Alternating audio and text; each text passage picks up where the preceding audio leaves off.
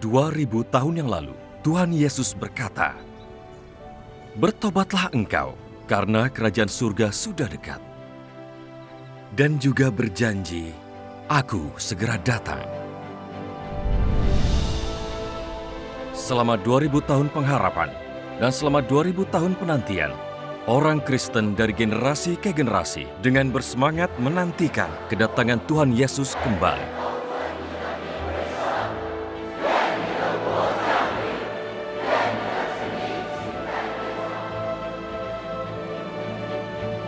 Seluruh umat manusia merindukan kedatangan Sang Juru Selamat untuk membawa keselamatan penuh kepada manusia.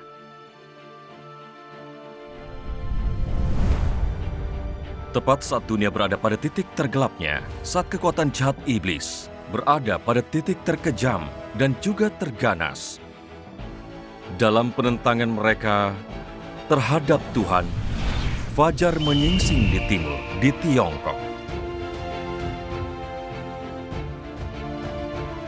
Pada tahun 1991, di tahun yang luar biasa itu, anak manusia yang berinkarnasi, Tuhan yang Maha Kuasa, menampakkan diri di gereja-gereja rumah, mengungkapkan kebenaran dan melakukan pekerjaan. Di sana, dia mulai melakukan pekerjaan penghakiman yang dimulai dengan rumah Tuhan.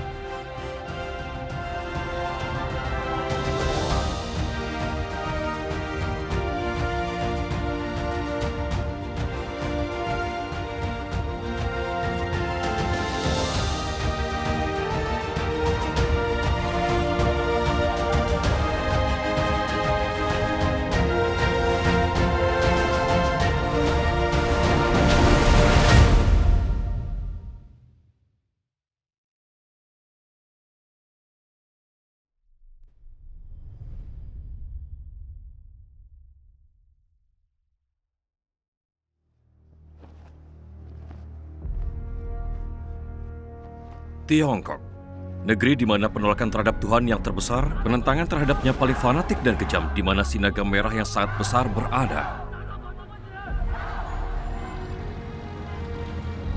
Pada awal reformasi ekonomi Tiongkok, pada tahun 1980-an, tanpa diduga semua orang, kelompok penguasa PKT ini, yang kebenciannya terhadap Tuhan dan keyakinan beragama begitu ekstrim, justru mengambil langkah terbatas mengizinkan kebebasan beragama yang lebih besar. Kelompok Kristen sporadis yang telah bertahan bertahun-tahun dalam penganiayaan dan penindasan di tangan PKT dengan cepat mendirikan gereja-gereja rumah baru.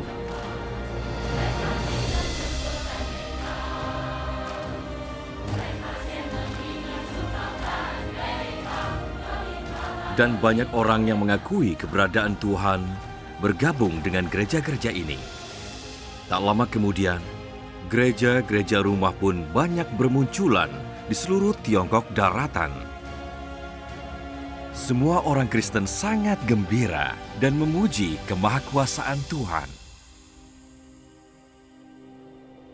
Menurut natur jahat komunis yang membenci Tuhan secara ekstrim, keberadaan kebebasan beragama sangat dilarang. Jadi, peristiwa luar biasa ini membuktikan bahwa segala sesuatu ada di tangan Tuhan. Tuhanlah yang menguasai kemajuan semua sejarah manusia. Tuhanlah yang memimpin seluruh umat manusia. Meski demikian, tak seorang pun dari mereka yang telah kembali ke hadapan Tuhan Yesus menyadari bahwa kebangkitan gereja rumah yang tiba-tiba telah terjadi sepenuhnya untuk membuka jalan bagi penampakan anak manusia. Roh Kudus mulai melakukan pekerjaan besar di antara gereja-gereja rumah di Tiongkok, dan semua orang yang percaya kepada Tuhan merasakan kedamaian dan kebahagiaan yang dianugerahkan oleh Roh Kudus.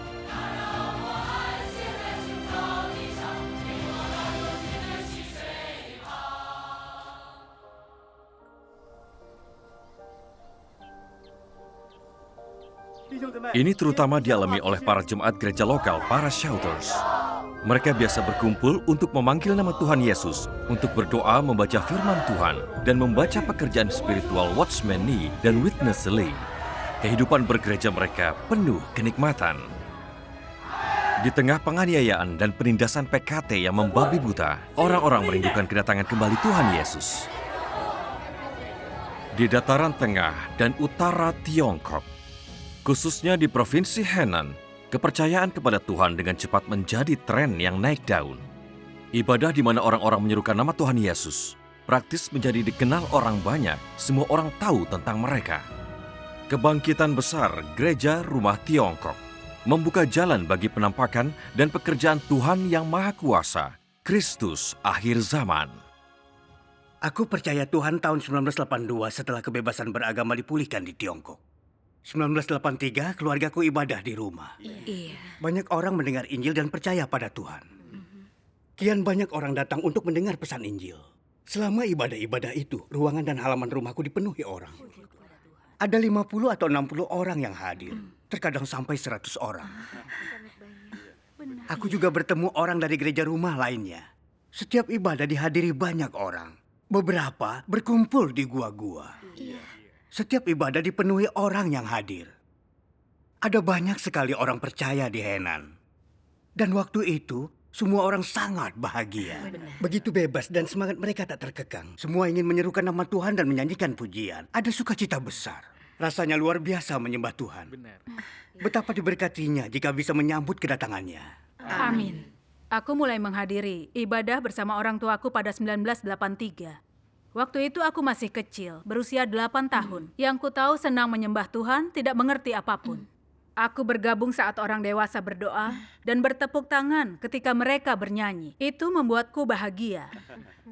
Waktu itu kami berkumpul di rumah-rumah penduduk. Di setiap ibadah, orang-orang memenuhi setiap kursi di ruangan itu. Mereka juga duduk di halaman, bahkan jendela dipenuhi orang untuk mendengarkan. Pada awal setiap ibadah, kami biasanya menyerukan nama Tuhan Yesus. Oh, Tuhan Yesus, amin. Oh, Tuhan Yesus, amin. Kami berseru begitu sampai kami semua klimaks. Kami pun mulai berdoa dan bernyanyi memuji Tuhan. Itu benar-benar suasana yang hidup. Mempersekutukan firman Tuhan serta pengalaman sebagai kesaksian akan keselamatannya. Mengalami pekerjaan Roh Kudus sangat memberi kepuasan. Dan semua saudara-saudari hidup bersama dengan rukun. Kami seperti keluarga. Semua bersemangat menyebarkan Injil dan bersaksi tentang Tuhan. Banyak yang mulai percaya padanya. Di beberapa desa, setengah populasinya orang percaya. Injil sedang berkembang. Kami harap Tuhan datang kembali untuk memegang kuasa di bumi dan membuat hidup kami lebih baik. Aku percaya Tuhan Yesus pada tahun 1985. Waktu itu ibadah diadakan di rumahku. Departemen Pekerjaan Front Persatuan terus ke gereja kami dan bilang, para shooters adalah musuh negara dan dilarang oleh pemerintah. Saat itulah aku tahu betapa ekstrim PKT menentang shooters. Sudah lama aku menyadari, PKT adalah partai ateis dan menentang orang yang percaya Tuhan. Melihat mereka menganiaya dan menangkap jemaat shooters, membuatku merasa para shooters pasti benar. Amin. Dan gereja tiga pendirian yang didukung PKT tentu saja salah dan palsu. Jadi kami memilih untuk bergabung dengan aliran pemulihan. Selain membaca Alkitab, terkadang kami membaca pesan-pesan Watchman Nee dan Witness Lee. Banyak manfaat dari membaca pesan-pesan untuk membangun orang percaya baru dan khotbah, itu memberi kami jalan penerapan. Kurasa pesan Watchman Nee dan Witness Lee mengandung pencerahan Roh Kudus, selaras dengan firman Tuhan Yesus. Pada masa itu, kami sering menyerukan nama Tuhan, serta melatih diri untuk hidup dalam roh. Kami juga suka bernyanyi dan menari memuji Tuhan. Syukur kepada Tuhan. Semua itu memberi kepuasan. Kami semakin merasakan bahwa gereja-gereja Tuhan telah diberkati oleh Tuhan dan melibatkan pekerjaan Roh Kudus. Walaupun kami dianiaya dan ditangkap karena menyembah Tuhan di gereja-gereja rumah ini, ketika kami berdoa kepada Tuhan, Dia menyertai kami. Kami digerakkan Roh Kudus dan menerima tuntunan firman Tuhan. Amin. Kami yakin ini jalan yang Tuhan tuntun untuk kami melangkah. Amin. Itu memberi kami ketenangan pikiran dan keyakinan kami semakin bertumbuh. Kami menantikan kedatangan Tuhan kembali hingga dapat hidup bersamanya. Bahagianya jika itu terjadi. Iya, benar. Terima kasih Tuhan.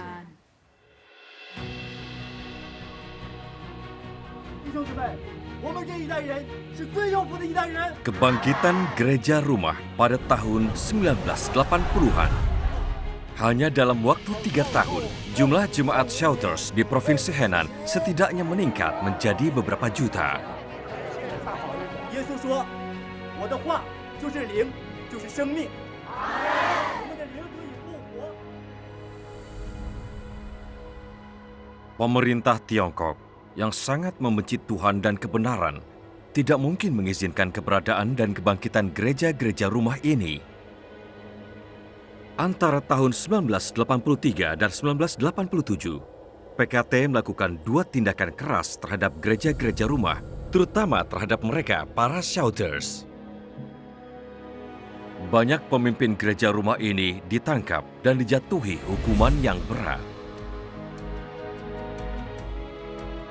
Dan di kota Anyang, kota Pingdingshan, dan kota Dengfeng di Provinsi Henan, serta Provinsi Lushan, Xingfeng, dan Neihuang, beberapa pemimpin dari Shouters dijatuhi hukuman penjara lebih dari 10 tahun dan bahkan 20 tahun. Beberapa tewas karena penganiayaan. Diperhadapkan dengan lingkungan yang tidak bersahabat itu, banyak pemimpin dan pekerja dari gereja terpaksa meninggalkan rumah mereka dan bersembunyi. Banyak orang percaya semakin takut, sehingga mereka meninggalkan kepercayaan mereka. Namun, mereka yang benar-benar percaya kepada Tuhan dan mencintai kebenaran, berpegang teguh dengan berkumpul, membaca Alkitab, dan berdoa diam-diam. Beberapa orang, meskipun ditangkap dan dipenjarakan, terus menyebarkan Injil, memberi kesaksian tentang Tuhan setelah dibebaskan.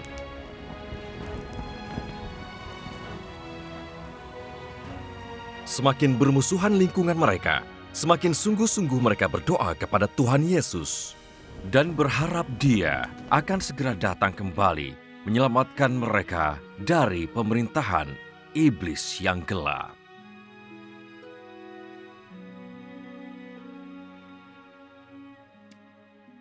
Tahun 1987, banyak dari gereja kami di wilayah Anyang ditangkap. Setelah mengumpulkan para pemimpin dan pekerja gereja, polisi mengikat mereka, menempatkan mereka di belakang 3 truk besar dan mengarak mereka di jalan-jalan. Di leher mereka digantung sebuah papan besar bertuliskan tahanan politik. Dan setiap orang dijaga oleh 2 polisi bersenjata. Benar. Setelah diarak di jalanan, mereka dibawa ke panggung besar untuk dikritik massa di depan umum. Beberapa tahanan menerima hukuman yang sangat kejam. Contohnya 2 teman gereja yang bermarga Fang. Yang satunya dihukum selama 12 tahun, yang satu 8 tahun. Saudara lainnya bermarga Li 7 tahun.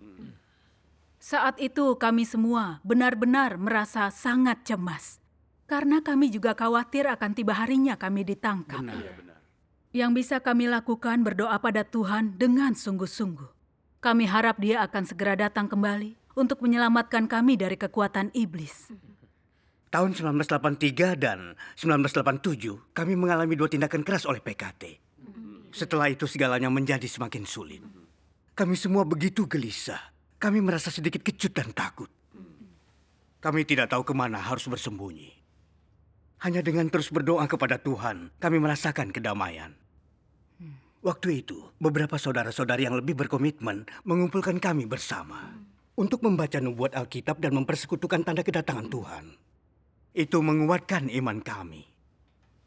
Meskipun masih ada momen-momen kelemahan, kami teringat bahwa Tuhan akan datang kembali. Tidak baik jika tidak punya kesaksian. Harus menjadi kesaksian bagi Dia. Iya. Waktu itu dinubuatkan Tuhan pasti akan datang kembali tahun 2000. Pemikiran itu membawa kekuatan kembali ke hati kami. Benar. Kami percaya kedatangan Tuhan membawa bencana besar dan memusnahkan orang fasik yang menentang Tuhan. Dan Tuhan akan menghakimi mereka yang menangkap, menganiaya, memfitnah, dan mempermalukan kami. Tuhan telah berfirman, pembalasan adalah bagianku, aku akan membalasnya. Amin. Firman-Nya memberi kami iman untuk menanggung semua kesukaran ini. Tak ada penderitaan yang dirasa terlalu besar, karena hari Tuhan sudah dekat. Iya. Saat baca kitab Wahyu dan pelajaran kehidupan dari Alkitab, kami yakin Tuhan datang kembali tahun 2000. Kami senang dilahirkan pada akhir zaman. punya kesempatan diangkat ke hadapan Tuhan. Kini kami punya iman untuk korbankan diri baginya, sebarkan Injil dan menjadi kesaksiannya. Lirik salah satu lagu-lagu pujian berbunyi, generasi kita, yaitu generasi akhir zaman, pasti akan menyambut kedatangan Tuhan kembali. Amin. Kami merasa sangat terinspirasi ketika menyanyikan lagu itu. Jadi kami menanti dengan penuh semangat berpikir, Tuhan Yesus, cepatlah datang kembali. Selamatkan kami dari pemerintahan kegelapan ini dan akhiri penderitaan kami. Amin.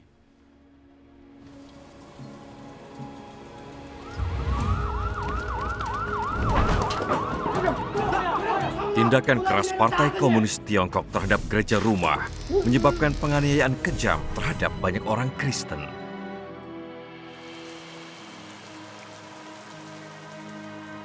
Tepat saat awan gelap datang dan kabut gelap menyelimuti negeri dan banyak iman orang dan kasih kepada Tuhan mulai menjadi dingin,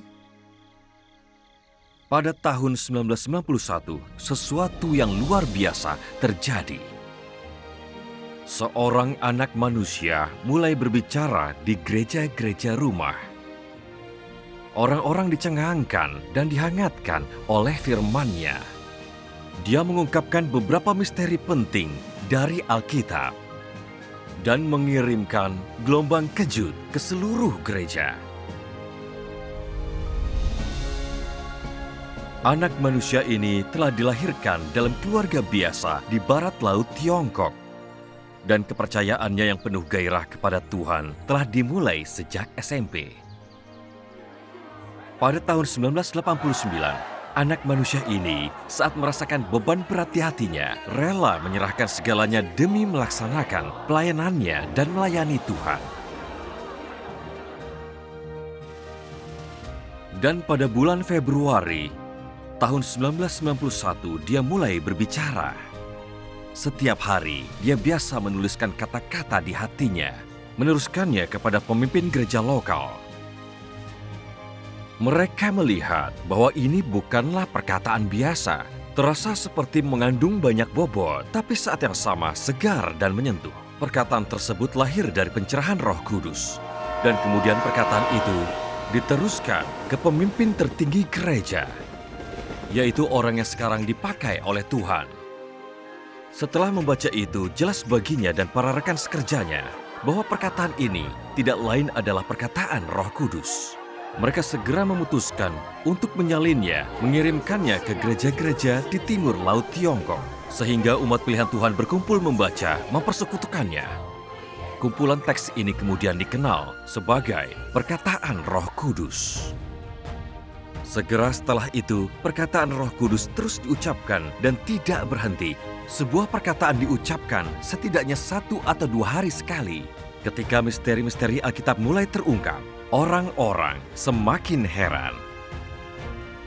Orang yang dipakai Tuhan itu mengatur gereja-gereja untuk mencetak semua perkataan Roh Kudus itu sesuai dengan urutan saat itu diucapkan. Kemudian mendistribusikannya ke gereja-gereja Tuhan yang Maha Kuasa di 3 provinsi di timur laut Tiongkok, serta Henan, Anhui, Shandong, dan Shanxi. Sejak saat itu dan seterusnya, kehidupan di gereja Tuhan yang Maha Kuasa adalah membaca semua firman yang diungkapkan oleh Tuhan yang Maha Kuasa. Semakin banyak umat pilihan Tuhan menikmati firman-Nya, semakin hati mereka berkobar-kobar. Mereka tidak hanya perlahan-lahan memahami kebenaran, tetapi mereka mendapatkan jalan penerapan. Mereka semua diliputi oleh kebahagiaan.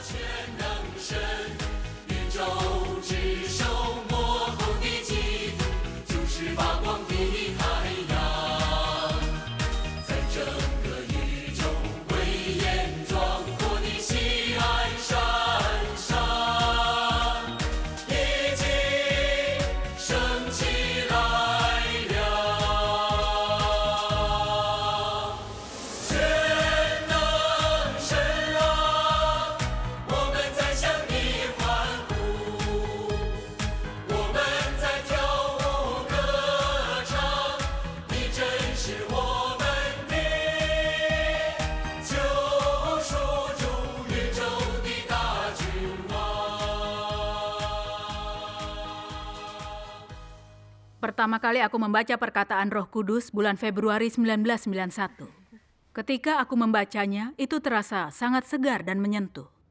Aku belum pernah mendengar yang seperti itu. Firman ini membuatku terkesan.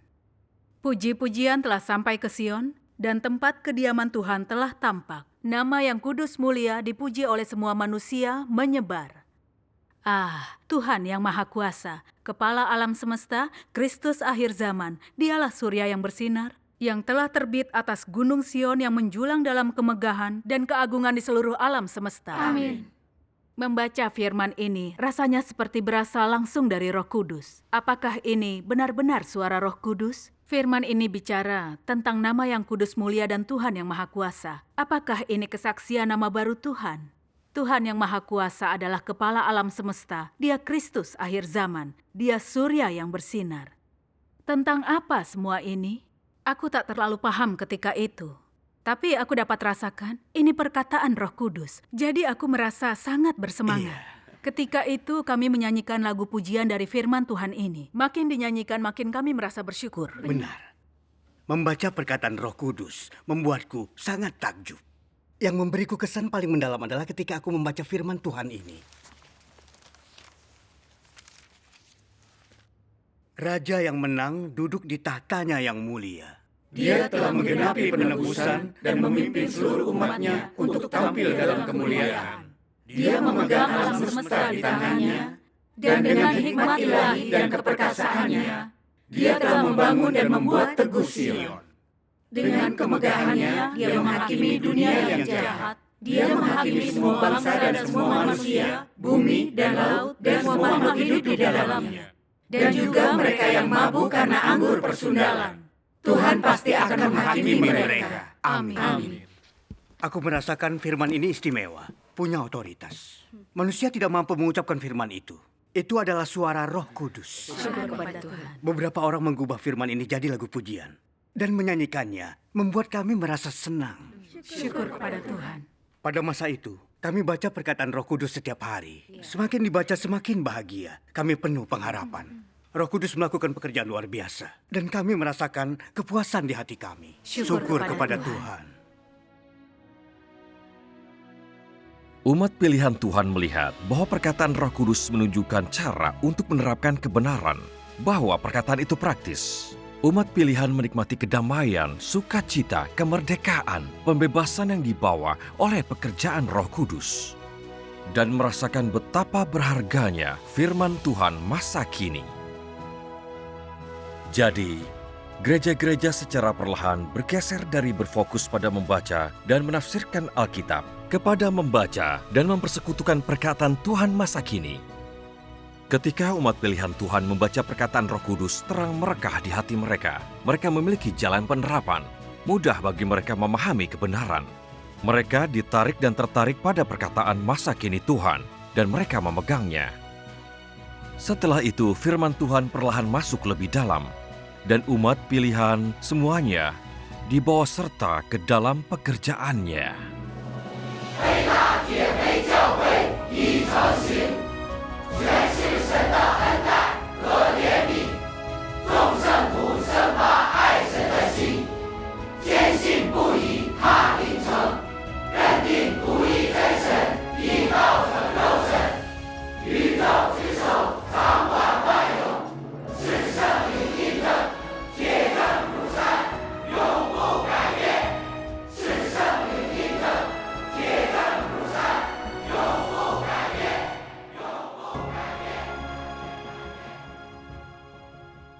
Waktu itu kami berkumpul setiap hari untuk makan dan minum perkataan Roh Kudus. Meski tak memiliki pemahaman tentang itu, namun kami merasakan kenikmatan jauh di lubuk hati.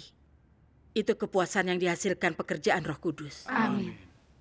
Ketika firman Tuhan mulai menyingkap banyak misteri, kami mulai merasa semakin dicerahkan. Roh Kudus menyingkapkan makna tentang pengangkatan, air sungai kehidupan, Yerusalem baru, serta 144.000 anak laki-laki yang menang. Dan dia melakukannya dengan menggunakan kata-kata sederhana. Tuhan lebih lanjut menyingkapkan yang dimaksud dengan gadis bijaksana dan gadis bodoh. Dan menjelaskan pembukaan gulungan kitab 7 meterai 7 cawan, 7 malapetaka, 7 sangkakala, 7 guru, dan seterusnya. Firman yang membuka mata kami membuat kami diyakinkan. Baru pada saat itu kami memahami sesuatu dari misteri-misteri ini. Kami lebih yakin perkataan Roh Kudus itu tidak lain adalah firman Tuhan bagi umat manusia. Amin. Ini karena selama beberapa ribu tahun, tak seorang pun yang mampu menjelaskan misteri-misteri Alkitab ini. Hanya Tuhan yang mampu menyingkapkannya. Amin. Ketika kami membaca perkataan Roh Kudus, rasanya Tuhan berbicara kepada kami. Kami tidak bisa menggambarkan sukacita dan kepuasan yang kami semua rasakan. Iya. Mungkin itulah efek dari pekerjaan Roh Kudus. Amin. Ketika itu Roh Kudus mulai terus berkata-kata lebih banyak, datang sehari atau 2 hari sekali. Isi yang dia katakan semakin kaya. Iya. Beberapa perkataannya tentang jalan masuk kehidupan. Beberapa tentang berdoa pada Tuhan, bagaimana mengatakan yang ada di hatimu, dan bagaimana mendekat dan bersekutu dengannya. Beberapa mengajari bagaimana merenungkan firman Tuhan dan memahami kehendaknya, meninggalkan kedagingan dan menerapkan kebenaran dan menjadi jujur. Perkataan lain menjelaskan arti mengikuti dan tunduk pada Tuhan dan seterusnya. Banyak topik yang dibahas. Sebelumnya aku mempercayai pemimpin dan pekerja gereja telah dipilih oleh Tuhan. Dan menaati mereka artinya menaati Tuhan. Makanya aku menerima dan mengikuti mereka menafsirkan Alkitab. Aku tidak mampu membedakan. Hanya setelah membaca firman Tuhan, penerapanku diperbaiki. Barulah aku sadar ketika percaya kepada Tuhan, orang harus menaati firman-Nya, semua harus dilakukan sesuai perkataannya. Siapapun dia, jika yang dia katakan bertentangan dengan firman Tuhan dan kehendak-Nya, kau tidak boleh menaati atau mendengarkannya. Amin. Ini adalah masalah prinsip. Benar. Kami terbiasa melatih diri untuk bersama dengan Tuhan dan hidup dalam roh. Tapi sebenarnya kami tidak tahu arti hidup dalam roh. Sekarang kami mengerti. Hanya melalui doa, menyanyikan lagu pujian, meninggalkan daging, melakukan firman Tuhan, dan hidup dalam firman-Nya, barulah kita hidup dalam roh. Amin. Setelah membaca perkataan Tuhan, aku memperoleh pemahaman tentang apa artinya tunduk dan percaya pada Tuhan. Aku memiliki jalan penerapan. Waktu itu kami membaca firman Tuhan ini. Bab 26, perkataan Kristus pada awal mulanya. Engkau sekarang harus mendengarkan dengan saksama dan memperhatikan firman-Ku. Rajinlah bersekutu denganku dan lebih mendekat kepadaku. Aku akan mengajarimu tentang segala hal yang tidak engkau pahami. Dan aku akan memimpinmu di jalan selanjutnya. Jangan sering memperhatikan persekutuan dengan orang lain. Karena sekarang banyak orang yang mengkhotbahkan huruf-huruf tertulis dan doktrin. Dan terlalu sedikit yang benar-benar memiliki kenyataanku. Persekutuan mereka membuat orang bingung dan mati rasa. Tidak tahu bagaimana untuk maju. Bahkan jika engkau mendengarkannya, engkau akhirnya hanya sedikit lebih memahami tentang huruf-huruf tertulis dan doktrin. Engkau harus memperhatikan langkahmu, melindungi hatimu, dan hidup selalu di hadapanku, berkomunikasi denganku, mendekat kepadaku, dan aku akan membiarkanmu melihat hal yang tidak engkau pahami. Engkau harus memperhatikan apa yang engkau katakan, selalu mengawasi hatimu, dan menempuh jalan yang aku tempuh. Amin. Aku merasakan betapa pentingnya perkataan Roh Kudus ini bagi kami. Setiap perkataan membawa pencerahan baru, memberi terang yang baru, dan memberi pembekalan kehidupan. Kami harus lebih banyak makan dan minum firman Tuhan, berdoa dan merenungkan perkataannya. Di dalam firman Tuhan harus mencari pemahaman kehendaknya dan jalan penerapan. Amin. Setelah menerapkan cara ini, aku mendapatkan sesuatu. Tanpa sadar aku jadi lebih mengerti tentang beriman kepada Tuhan dan melihat apa yang kurang dalam hidupku. Amin. Sebelumnya aku hanya sibuk dan mengorbankan diriku untuk Tuhan. Tapi setelah baca perkataan Roh Kudus, aku mulai berfokus untuk makan dan minum firman Tuhan dan merenungkannya. Aku sadar bagaimana percaya pada Tuhan dan bagaimana aku seharusnya fokus membaca firman-Nya dan melakukannya. Itulah kuncinya. Amin. Sebelumnya dalam menyembah Tuhan, aku tidak tahu apa-apa tentang ini. Perkataan Roh Kudus masa kinilah yang menempatkanku di jalur iman yang benar. Amin.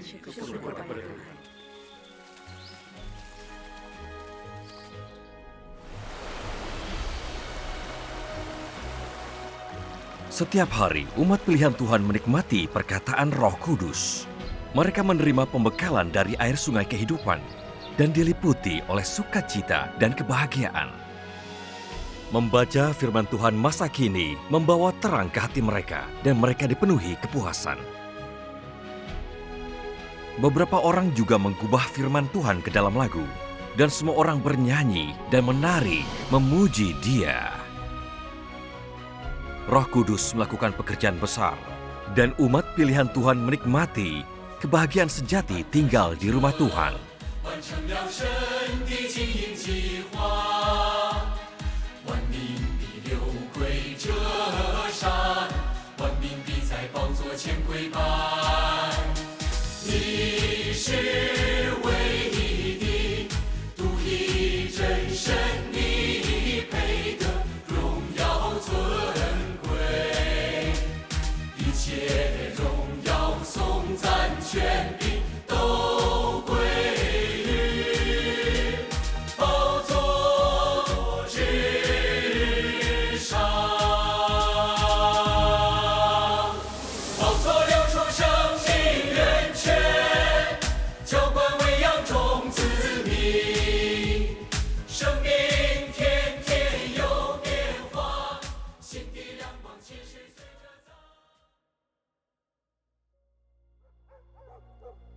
Pada 8 Mei 1991, orang yang dipakai Tuhan mengadakan ibadah di sebuah gereja rumah di kota Yongyuan, Heilongjiang.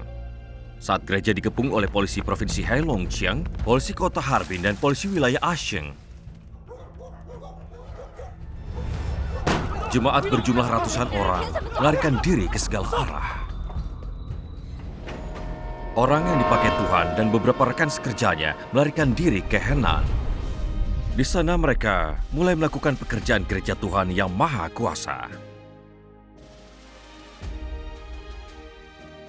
Kemudian, anak manusia yang berinkarnasi juga tiba di Henan. Sejak saat ini dan seterusnya, dia mulai berkata-kata lebih banyak. Gereja-gereja di seluruh negeri membaca dan menikmati firman Tuhan masa kini ini. Semua orang merasa bahwa firman itu begitu nyata. Berbicara dengan jelas tentang kebenaran yang harus diterapkan dalam kepercayaan seseorang dan jalan masuk kehidupan. Umat pilihan Tuhan semuanya lapar dan haus untuk membaca perkataan Roh Kudus dan diliputi dengan kebahagiaan dari menikmati firman Tuhan. Dari Juni 1992 dan seterusnya, Anak Manusia mulai berkeliling di antara gereja-gereja, berbicara dan bekerja dan menyirami dan menggembalakan umat pilihan Tuhan. Dia masuk ke gereja-gereja Tuhan yang Maha Kuasa di Kaifeng, Changyuan, Anyang, Dengfeng, Bingdingshan, Yeshan, dan masih banyak lagi yang lainnya. Sebagai hasilnya, Henan menjadi basis pusat untuk penampakan dan pekerjaan Tuhan selama akhir zaman.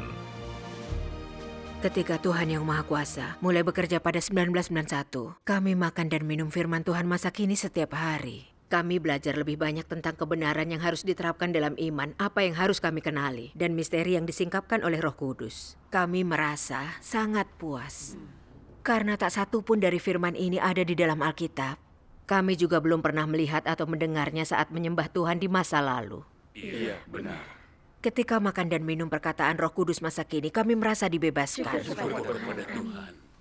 Pada waktu itu, ku baca firman Tuhan yang Maha Kuasa ini. Engkau semua harus terjaga dan menunggu setiap saat. Engkau harus lebih banyak berdoa di hadapanku.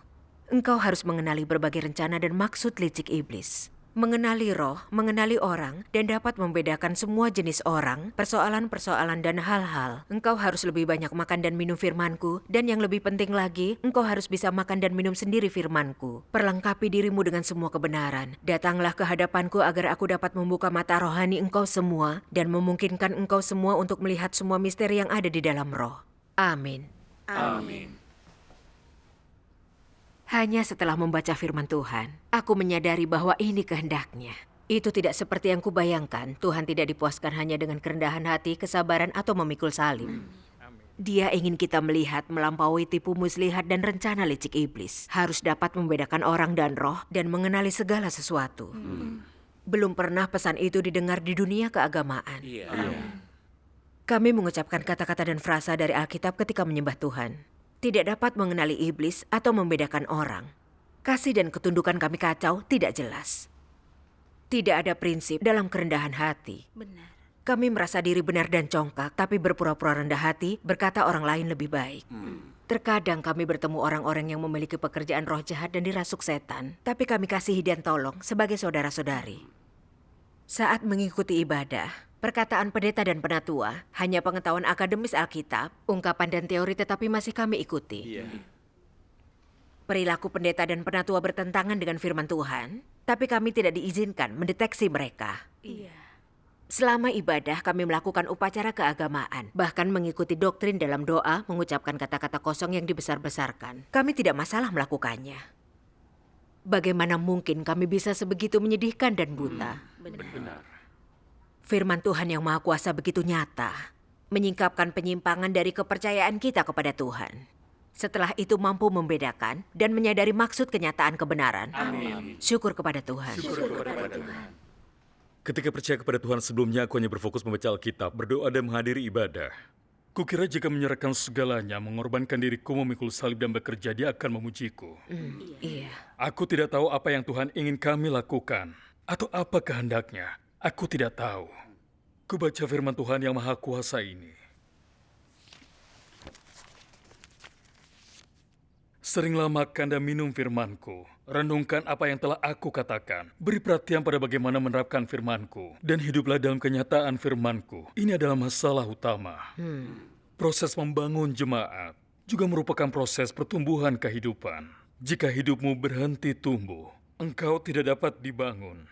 Mengandalkan kealamian, kedagingan, semangat, kontribusi, kualifikasi. Seberapapun baiknya engkau tidak akan dibangun. Engkau harus hidup menurut firman kehidupan, hidup dalam pencerahan dan penerangan dari Roh Kudus, mengetahui keadaanmu yang sebenarnya, dan menjadi orang yang berubah.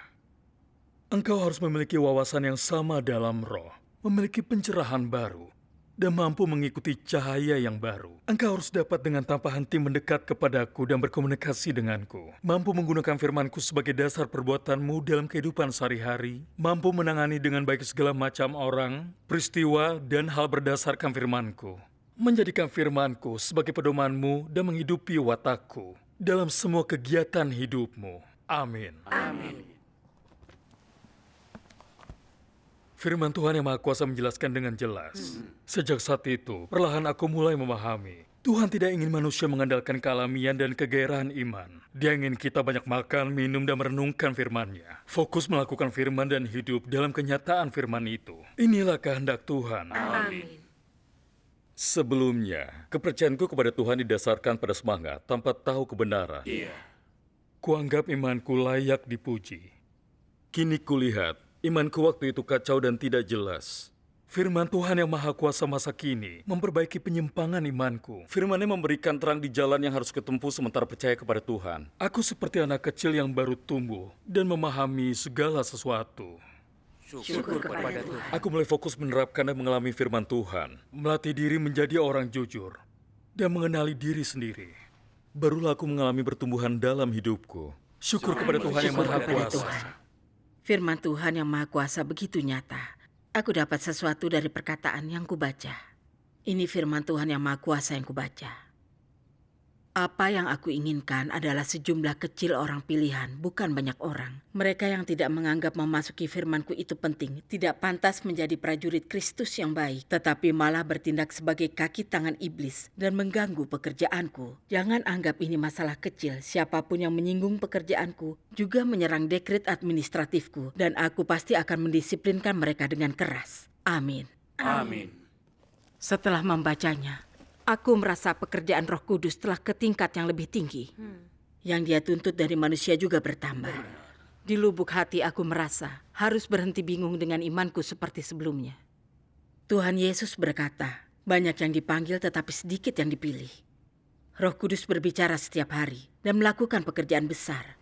Jika aku tidak percaya kepada Tuhan dengan benar, aku pasti akan disingkirkan. Sebenarnya waktu itu, aku tidak terlalu yakin apa itu Laskar Kristus. Tapi aku dipenuhi keyakinan yang besar, rela menderita dan menanggung akibat untuk mengejar kebenaran. Walaupun kewalahan dengan pekerjaan atau masalah keluarga, kuluangkan waktu beribadah, makan dan minum firman Tuhan. Setiap hari aku dipenuhi dengan tekad.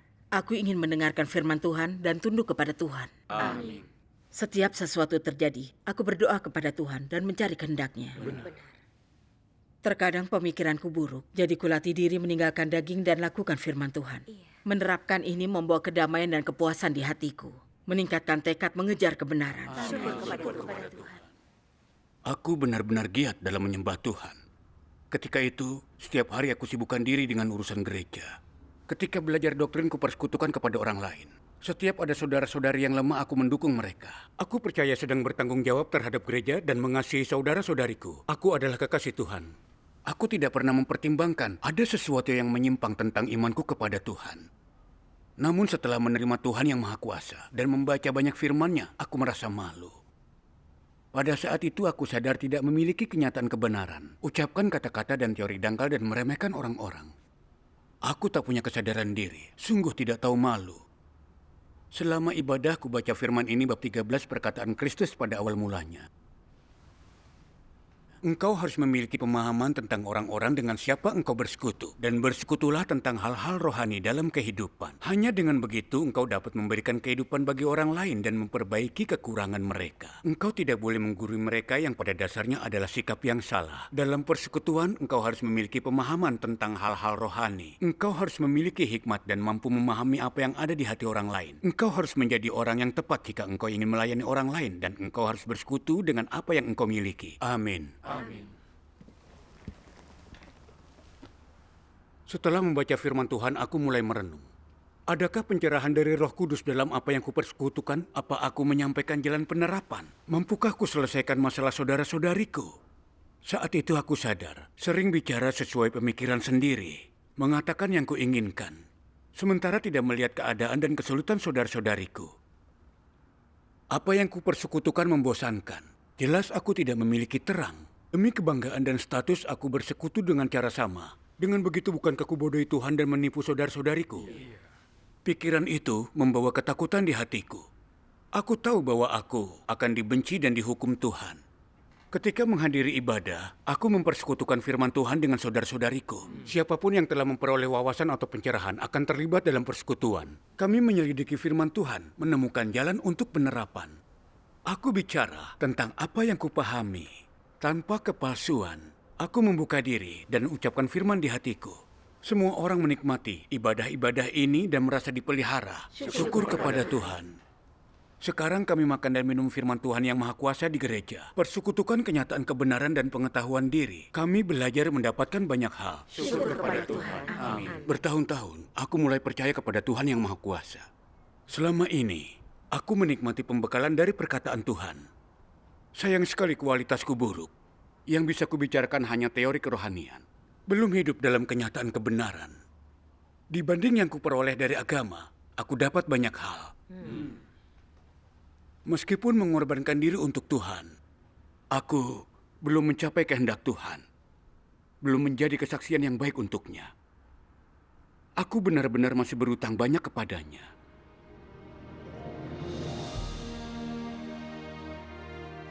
Tahun 1991 adalah tahun yang bersejarah. Dan itu adalah tahun di mana Kristus akhir zaman mulai berbicara. Itu adalah tahun yang membuka jalan bagi pekerjaan penghakiman dimulai dengan rumah Tuhan.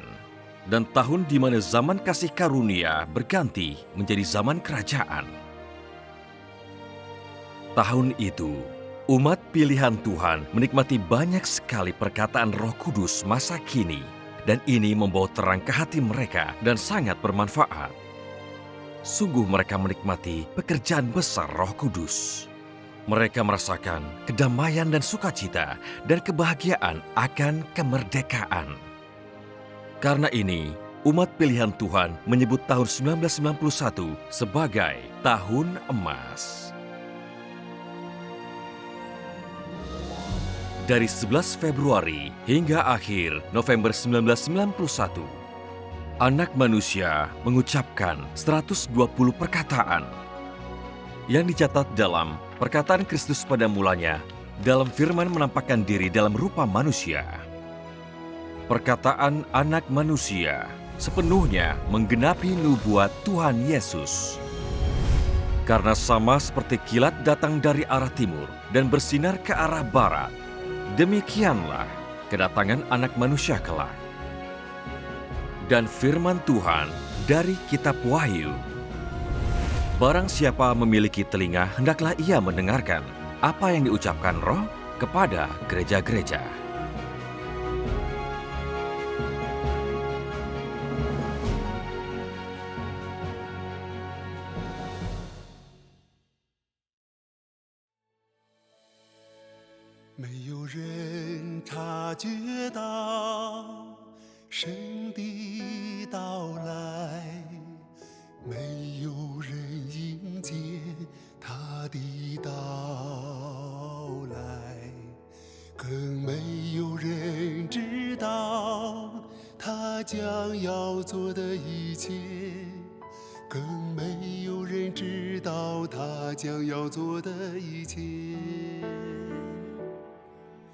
人的生活如往常一样，平常的心，平常的岁月，神也如平常人一样，生活在我们